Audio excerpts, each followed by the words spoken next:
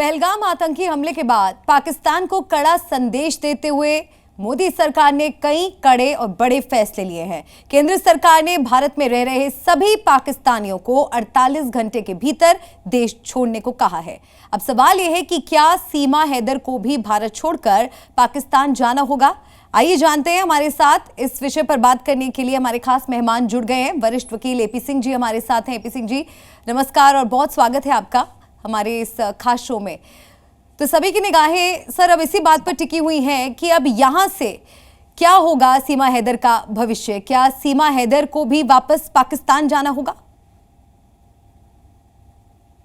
नहीं, ये जो माननीय मोदी जी का भारत सरकार का बहुत कड़ा और बड़ा फैसला है, ये बिल्कुल होना चाहिए था। हम सभी लोग स्वागत करते हैं। और खुद सीमा जो पहलगाम की घटना हुई, जिसमें लोग निहत्थे निर्दोष टूरिस्ट जिसे कहते हैं सैलानी गए थे, श्रीनगर और जम्मू की आर्थिक स्थिति को मजबूत करने गए थे, वहां फिर से जन्नत को देखने गए थे जो 370 और 35 से हटने के बाद वापस आ रही थी। लेकिन कुछ साजिशकर्ता, जिसमें पाकिस्तान का मुख्य रोल है, और कुछ उसमें श्रीनगर और जम्मू कश्मीर के राजनेता भी शामिल हैं, क्योंकि वो उनको शरण स्थली देते हैं, चरण देते हैं। और ऐसी घटना को अंजाम हुआ। बहुत दुखद घटना हुई पहलगाम की। सीमा भी उससे दुखी, पूरी दुनिया उससे दुखी थी, निर्दोष लोग। लेकिन ये मामला जो सीमा का है, क्योंकि पाकिस्तान से सीमा हिंदू धर्म ग्रहण करके आई। सबसे पहले नेपाल आई, नेपाल में शादी की सचिन मीना के साथ। उसके बाद भारत में आई। भारत में आके उसने पूरे रीति रिवाज, परंपरा, सनातन धर्म के अनुसार शादी की। पूरा सिंदूर, बिंदी, मंगलसूत्र, बिछिया, पाजेब, चूड़ियां, सप्तपदी, फेरे, अग्नि के सभी कुछ होके उसके बाद एक निश्चित समय के अंतराल के बाद उसके यहाँ भी पिछले महीने बेटी का जन्म हुआ, जिसका नामकरण हुआ भारती मीना। एलिस मीरा नाम रखा गया। वो भारत की बेटी और भारत में पैदा हुई और भारत में पिता है उसका और भारत में माता है। ये जो कड़ा और बड़ा फैसला है, निश्चित तौर पर सार्क वीजा जो टूर योजना थी, उसके द्वारा जो वीजा दिए जाते थे, सार्क वीजा टूर योजना के तहत, उसका ये प्रभाव है। लेकिन सीमा के केस में इस पर कोई फर्क नहीं पड़ना, क्योंकि सीमा के सारे कागजात जो उसके जन्म से उस समय तक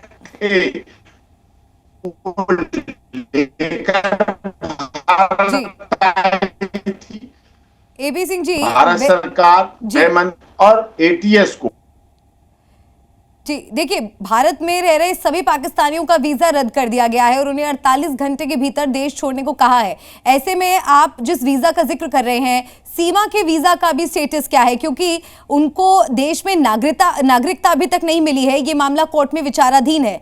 तो ऐसे में अभी वो उस वीजा के सहारे ही भारत में है। उस वीजा का क्या स्टेटस है, आप अगर हमें बता सकें। सीमा वीजा के आधार पर नहीं है भारत में। सीमा भारत में उनका पति है, सनातन धर्म के अनुसार नेचुरलाइजेशन।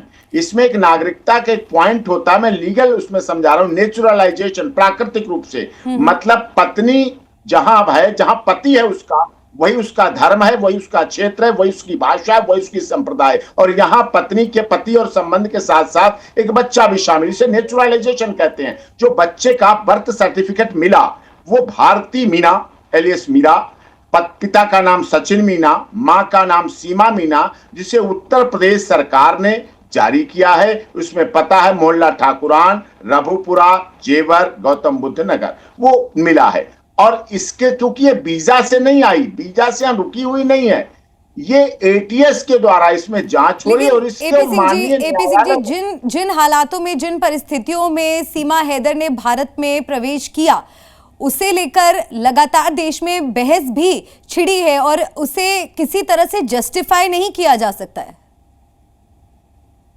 नहीं, जस्टिफाई नहीं कर रहा। जस्टिफाई यदि किया जाता तो अलग विषय था। यहां एटीएस ने जांच कर रही है। एटीएस अभी जांच कर रही है। हमारी याचिका देश के महामहिम राष्ट्रपति जी का लंबित है। देखिए, आपका जी न्यूज चैनल, जी मीडिया पूरी दुनिया में नंबर 1 पे देखा जाता है और आप देश की बहुत ही निडर, निष्पक्ष, निर्भीक पत्रकार हैं और इसीलिए आपने मुद्दा उठाया भी, विषय उठाया भी। यहां पर लीगल समझने की बात है। एटीएस जांच कर रही है। सीमा भारतीय न्यायालय, जो कि उत्तर प्रदेश सरकार का न्यायालय है, जेवर न्यायालय, जेवर कोर्ट के द्वारा जमानत पर है, जमानत की शर्तों के अनुसार वो रघुपुरा में रही, जमानत की शर्त में है आप अपनी ससुराल रघुपुरा में रहेंगी, अपने बच्चों के साथ रहेंगी, अन्यत्र कहीं नहीं जाएंगी, किसी जगह नहीं जाएंगी, वो रह रही। आपने देखा कहीं नहीं उसके बाद से गई, वहां से कहीं निकल के नहीं। जो उसने अगर 15 अगस्त, 26 जनवरी, होली, दिवाली, रक्षाबंधन, भैया दूज, करवा चौथ, गणेश चतुर्थी, जन्माष्टमी, सब कुछ उसने वही मनाया, अपने उसी घर, उसी मकान, उसी छत, उसी परिवेश, उसी रघुपुरा मोहल्ला, उसी मीना धर्मशाला में उसने मनाया। तो अदालत का आदेश का पालन है, अदालत के आदेश के अनुसार ही वहां वो रह रही है और एटीएस जांच कर रही है। हमारे कागज भी, डॉक्यूमेंट सभी देश की महामहिम राष्ट्रपति जी का याचिका में लगे हुए हैं।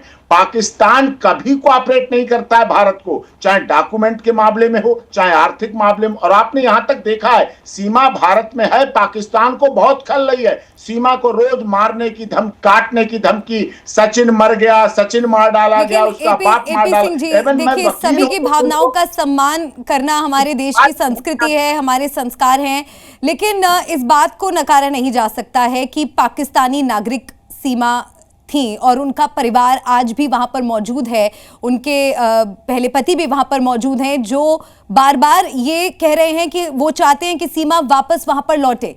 और इस वक्त देश का जो माहौल है, हर इंसान, हर भारतीय इस वक्त आहत है, आक्रोशित है। ऐसे में इस बात को लेकर लगातार अब बहस एक बार नए सिरे से शुरू हो गई है कि क्या सीमा हैदर को भी भारत छोड़कर पाकिस्तान जाना चाहिए। यहाँ पर बात भावनाओं की भी है सर। पहली बात तो वो सीमा हैदर नहीं, सीमा मीना है। डॉक्यूमेंट में सीमा मीना, डॉक्यूमेंट में सचिन मीना, अपनी बेटी भारती मीना जो भारत में जन्म लिया, भारत में हुई, उसकी मां है, वो यहाँ है। वो तलाक हो चुका, लेकिन एक परिवार पाकिस्तान में भी है, उनका उनके जानने वाले, उनके रिश्तेदार पाकिस्तान में भी हैं जो उन्हें संपर्क करने की कोशिश भी यकीनन करते होंगे, जो उन्हें वापस आने की हिदायत भी देते हैं।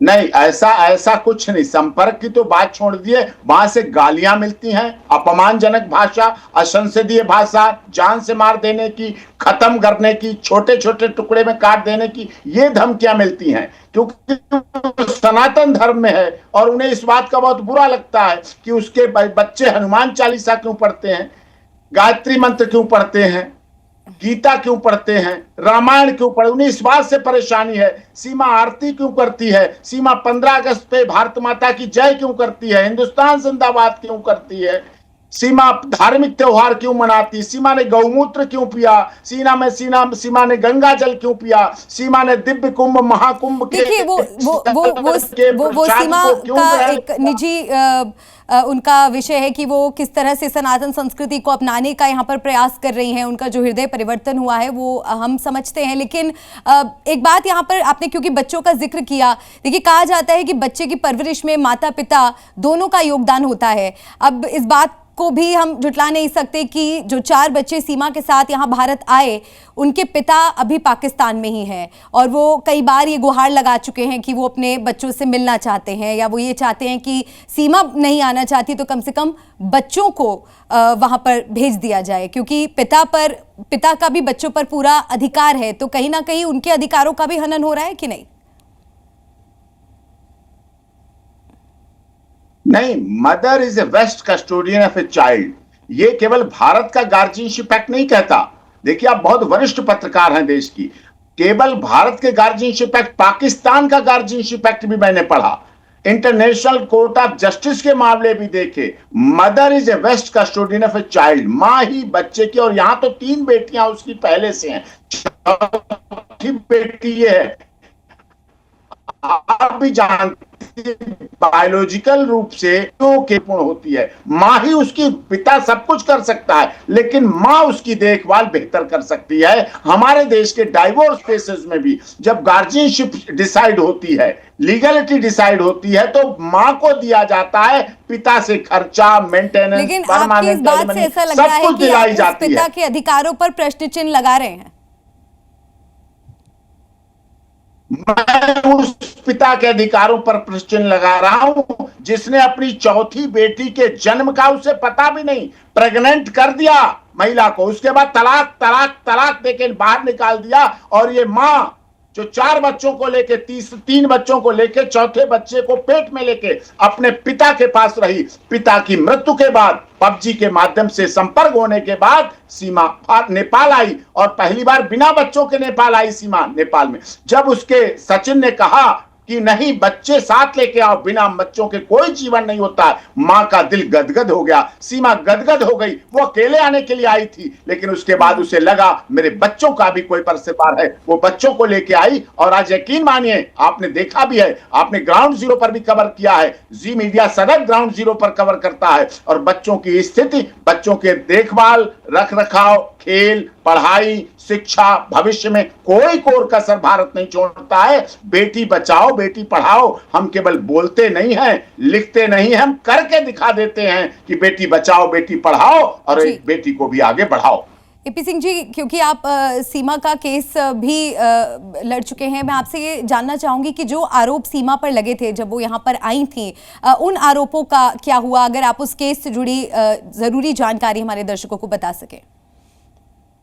देखिए, उस समय आरोप लगाए गए थे, बाहरी आरोप थे, एटीएस के आरोप नहीं थे। स्पाई है, आतंकी है, जासूस है, ये आरोप आप सबने देखे।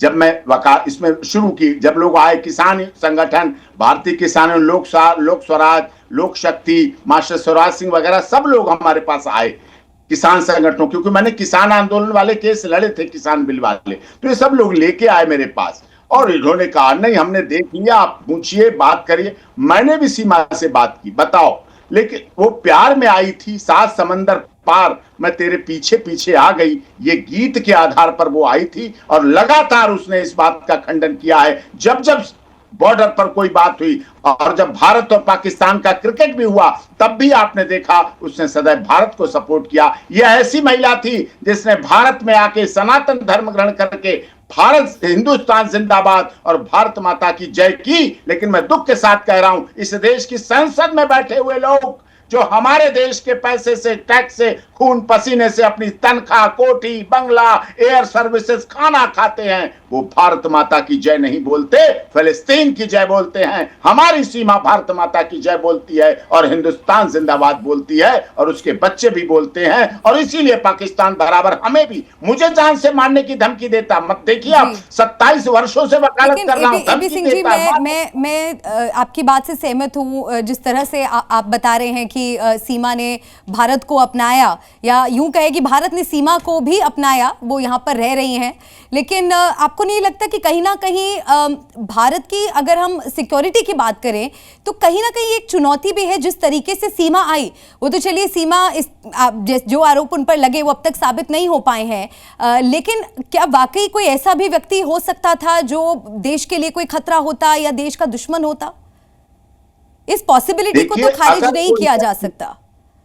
नहीं, अगर कोई व्यक्ति देश के लिए खतरा है तो राष्ट्रहित सर्वप्रथम है। मैं उस डीएनए का वाला हूं जो भारत माता की जय करता हूं, अपने जीवन में भी अपनाता हूं इसको।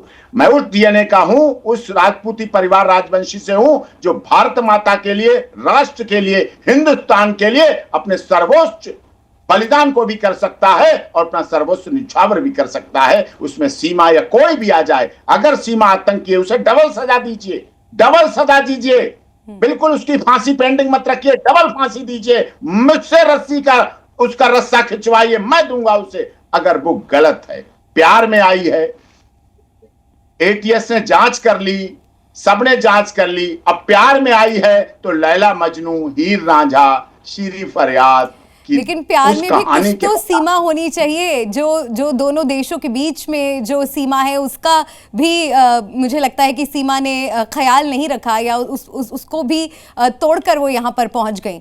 यकीनन हम उस पर कई बार चर्चा कर चुके हैं कि यहाँ तक पहुँचना बच्चों के साथ सीमा के लिए आसान नहीं होगा, लेकिन इस तरह की चीज़ बहुत ज़रूरी है कि इसमें जो भी फैसला है वो एक नज़ीर बने, क्योंकि अगर सीमा को इतनी आसानी से यहाँ पर आप सोचिए नागरिकता मिल जाएगी, तो ऐसे तो कोई भी सोचेगा कि बहुत आसान है भारत में प्रवेश करना और वहाँ पर नागरिकता हासिल कर लेना प्यार के नाम पर।